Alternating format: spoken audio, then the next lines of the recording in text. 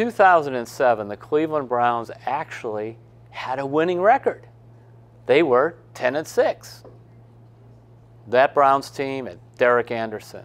Jamal Lewis was the running back. Braylon Edwards was actually catching passes and not dropping them. Joe Jervicius, a slot receiver, very good about that. Josh Cribbs, star on special teams. Kellen Winslow, tight end, caught a lot of passes. The Browns go 10-6 that year. It's the third year of Phil Savage as general manager, Romeo Crennel as coach. So they go into 2008, and they are put on national TV 5 times. 5 times. But what happens? Derek Anderson got hurt, other guys got hurt. By middle of the season, we have another Browns disaster going on. Phil Savage is the general manager. And at that point, he's putting together a list of coaches that he's interested in hiring. Rex Ryan was on that list, was one of them, looking at different guys. Randy Orner was the owner. Randy Orner wanted to hire Bill Cowher. Of course, Randy Orner always wanted to hire Bill Cowher, and we'd always get those rumors about Bill Cowher. He must have bought every vacant house in Strongsville, because it was always that Bill Cowher's buying a house, and it was always in Strongsville, and this went on for year after year. Where Bill Cowher at this point had no interest in coaching, and certainly didn't have any interest apparently in living in Strongsville or taking over the Browns. But Lerner was stuck on that. Well, Savage assumed that he was going to be taking over the Browns and in terms of the coaching search to bring in a new one, and let's keep it going. Yeah, we had a bad year in 2008, but we were 10-6 in 2007. This was his selling point. But right before the Pittsburgh game, Savage is in the Charlotte airport. His cell phone rings, cell phone ringing. It's Randy Orner, and he heard the dreaded words of, "Phil, we're going in a different direction." And as Phil Savage said to me, "I just got fired on a cell phone in the Charlotte airport."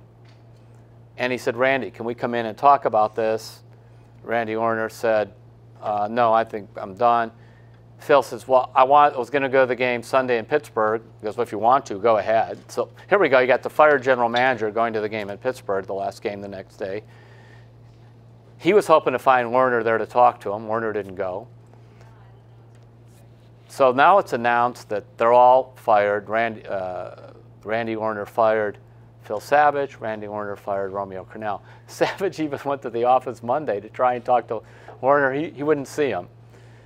This is how, by the way, they ended up with Eric-Mangini.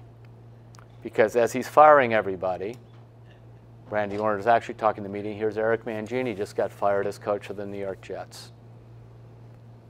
And he thinks, you know, Mangini, he was pretty good with the Jets. His eyes lit up, Randy Orner. I mean, it's just like, maybe it's not Bill Cowher, but let's try this. And sure enough, it took a little while, but Mangini ended up coaching the team, also in effect being his own general manager. They brought a guy named George Kokinis in, who really was a player personnel guy. In fact, I talked to Kokinis, and he doesn't like to talk about a whole lot there, but basically he realized that Mangini wasn't particularly interested in anything he wanted to do. And so what you had here is you had a coach who needed a general manager, and just, you know, things were just being made up on their own. Phil Savage left me with this. He says, he lives in Mobile, Alabama. He says, "I fly through Charlotte a lot." He goes, "In the Charlotte airport, there's these white rocking chairs." He goes, "Every time I look at them, I remember my cell phone ringing. I look at it, it says Randy Orner, and I hear it. We're going in a different direction, Phil." He says, "That is my final memory as general manager of the Cleveland Browns."